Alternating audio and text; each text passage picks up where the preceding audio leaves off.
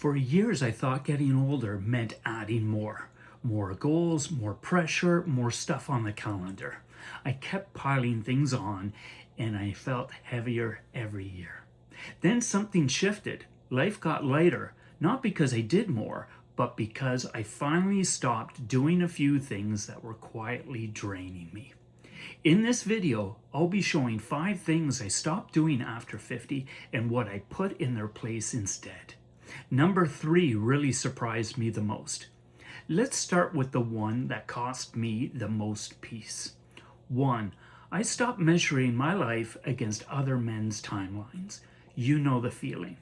A friend retires early, someone starts a new business, another guy travels halfway around the world every year, and somewhere in your chest, a quiet voice says, I should be further along by now. I lived with that voice for a long time. It didn't make me better. It just made me tired. Here's what I've learned the hard way. Someone else's chapter is not your report card. Their pace is their pace. Your life has its own. What I do now is simple. When that comparison shows up, I ask one question. What is my next honest step? Not 10 steps, 1. 2. I stopped saying yes when I was already empty. For a lot of us, yes became a habit. Yes to one more favor. Yes to one more project. Yes to keeping the peace. We didn't want to let anyone down. But every yes that comes from empty doesn't help anyone for long. I'm not talking about being selfish. I'm talking about being honest. Now, before I say yes, I always pause. I ask, do I have the energy for this? Or am I just afraid to disappoint someone? When thinking about it doesn't feel good in my gut, I give myself permission to say, I can't take on that right now. Short, kind, clear.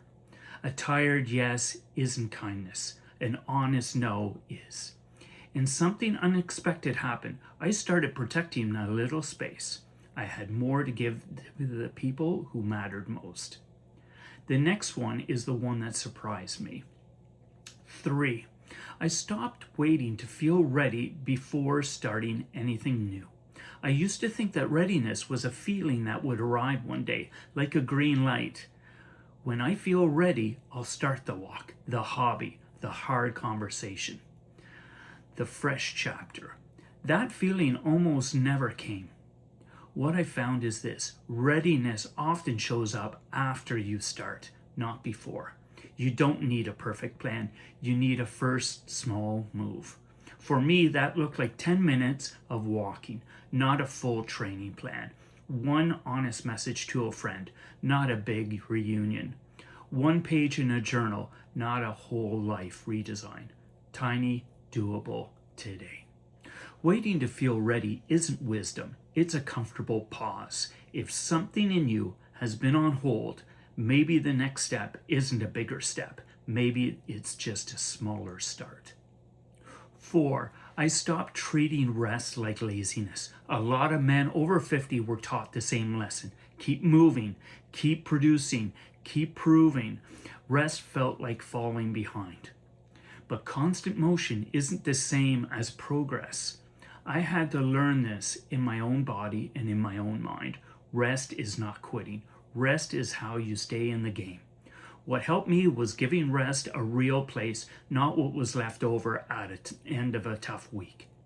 A quiet morning, a quiet walk, an evening with the phone in another room. Nothing fancy. Slowing down isn't weakness, it's wisdom.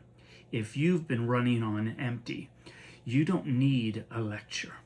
You might just need permission to pause without guilt. You're allowed to recharge. 5. I stopped keeping friendships on hold. We should get together sometime. I'll call after things calm down. We'll catch up soon. Soon became months, months turned into years, and loneliness doesn't always announce itself. Sometimes it sits quiet in a corner. I didn't know how much I needed real connection until I started treating it like it mattered, the same way a meeting on the calendar does. What I do now is small and steady. One text a week, one coffee date, not a big social life makeover. Friendship isn't a luxury for later. It's part of a full life now. If somebody crossed your mind whenever you're watching this video, send them a text now. So those are the 5 things I stopped doing after 50. Measuring myself against other men's timelines, saying yes when I was already empty, waiting to feel ready, treating rest like laziness, and keeping friendships on hold.